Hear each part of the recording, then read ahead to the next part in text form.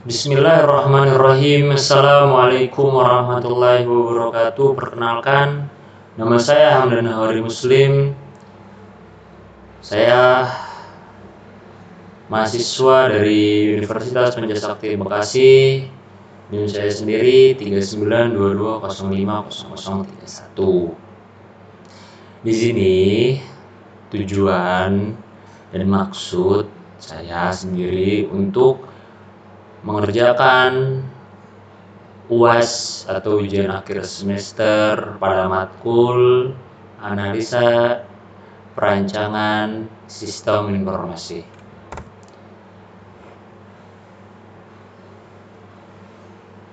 Di sini saya menjelaskan bertemakan Unified Modeling Language atau yang sering disebut UML. Apa itu UML? UML adalah sebuah metode pemodelan yang digunakan untuk memvisualisasikan sebuah perancangan sistem berorientasi objek atau yang kita kenal OOP.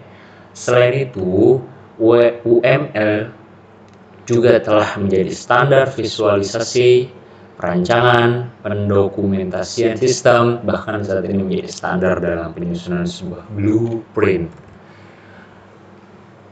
Selanjutnya, apa saja jenis-jenis diagram UML? Diagram UML sendiri merupakan kumpulan dari beberapa diagram. Ada yang berpendapat UML terdiri dari 8 diagram, ada juga yang menyatakan 9 diagram. Bahkan ada pendapat yang menyebutkan UML terdiri dari 13 diagram. Kemudian mana yang benar? Saya kira semua pendapat tidak ada yang keliru, sebab memiliki dasar masing-masing. Akan tetapi dalam praktiknya pengguna UML cukup hanya 5 tahapan saja yang digunakan, yaitu sampai class diagram atau sequence diagram. Di bawah ini jenis-jenis diagram UML terdiri dari 13. Yang pertama, use case diagram. Yang kedua, activity diagram. Yang ketiga, sequence diagram. Yang keempat, class diagram. Yang kelima, statement chain diagram. Yang keenam, communication diagram. Yang ketujuh, development diagram. Yang kedelapan, komponen diagram. Yang kesembilan, object diagram. Yang kesepuluh, composite structure diagram. Yang kesebelas, interaction overview diagram. Yang kedua-belas, package diagram. Yang terakhir, diagram timing. Berikut masing-masing dari penjelasan UML di atas. Yang pertama, use case diagram. Apa sih use case diagram itu? Use case diagram merupakan salah satu diagram UML yang menjelaskan mengenai interaksi antar aktor dengan sistem serta hubungannya. Use case juga membahas mengenai hubungan antara use case dalam sistem dan juga aktornya. Hal ini telah saya bahas dalam tulisan sebelumnya dengan judul contoh use case diagram, di sana dibahas secara rinci dan lengkap. Dan kedua, activity diagram. Apabila diterjemahkan ke dalam bahasa Indonesia, activity diagram memiliki makna sebagai diagram aktivitas. Sama halnya dengan diagram sebelumnya, activity diagram merupakan jenis diagram UML yang digunakan untuk menggambarkan proses sebuah sistem. Setiap proses yang terjadi dalam sistem akan digambarkan dengan rinci dan lengkap langkah demi langkahnya dari mulai masukan hingga keluarnya. Dan yang ketiga, sequence diagram. Sequence diagram merupakan jenis diagram UML yang menjelaskan interaksi antara objek dalam sebuah sistem yang diurutkan berdasarkan waktu. Selain itu, dengan adanya sequence diagram ini memudahkan engineer untuk menyusun sebuah sistem yang diinginkan dengan cepat, sebab tahapan yang dilakukan telah sangat jelas. Dan yang keempat, class diagram merupakan jenis diagram UML yang digunakan untuk menampilkan dan memerahkan paket yang terdapat dalam sebuah sistem. Dalam sebuah class diagram akan terlihat sangat jelas hubungan atau relasi paket satu dengan yang lainnya. Hal tersebut sekaligus digunakan sebagai acuan dalam pembangunan sistem. Dan yang kelima, statement chain diagram. Statement chain diagram adalah bagian dari diagram UML yang tidak terlalu sering digunakan, bahkan beberapa orang tidak menggunakannya. Namun Kendali demikian, statement chain diagram ini tidak boleh dilupakan sebab memiliki fungsi menampilkan atau menjelaskan transisi atau perubahan dalam sebuah sistem. Dan yang keenam, communication diagram.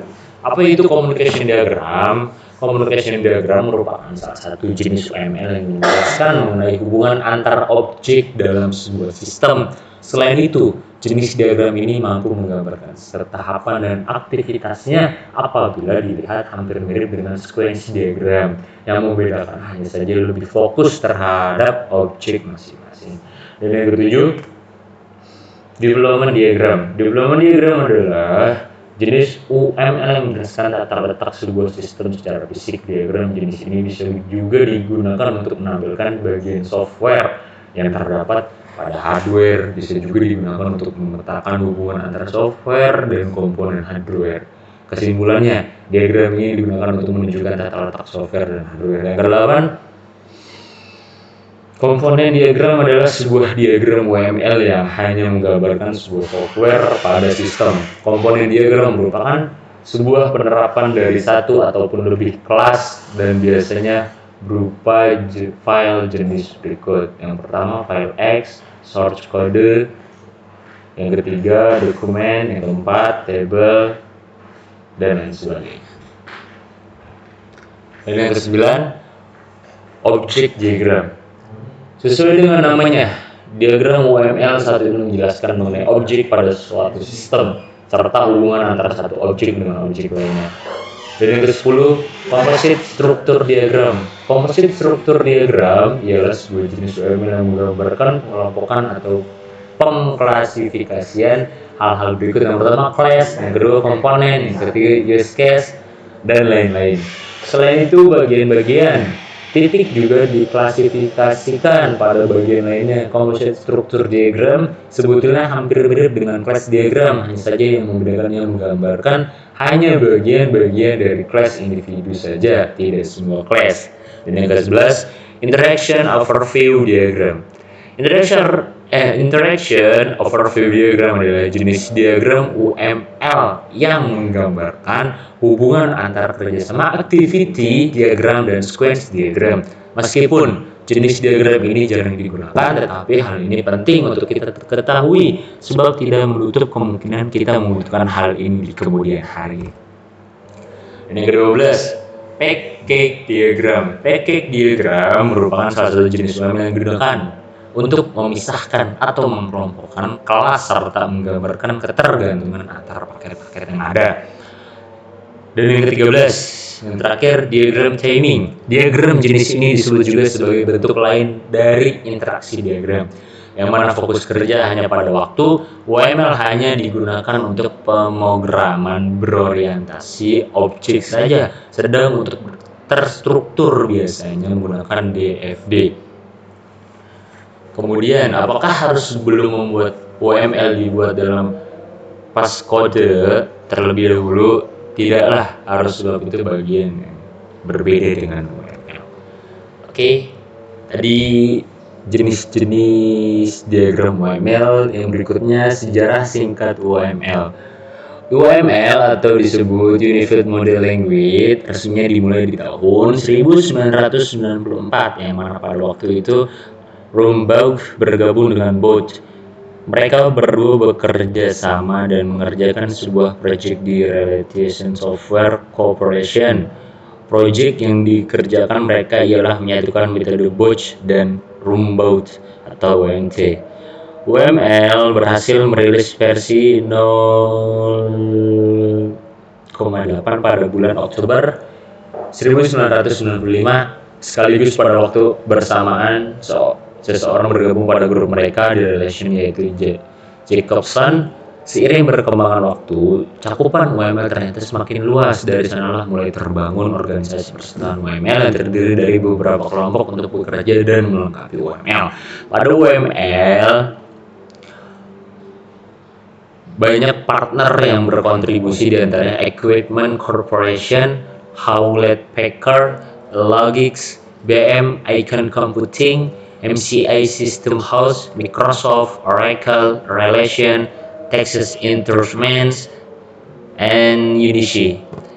Dari hasil kolaborasi dihasilkan bahasa pemodelan yang baik, sehingga pada tahun 1997 UML dijadikan sebagai bahasa standar dalam permodelan. Baik, terima kasih penjelasan singkat dari saya. Apabila ada yang salah dan yang keliru, mohon maaf. Kulakum syukran. Wassalamualaikum warahmatullahi wabarakatuh.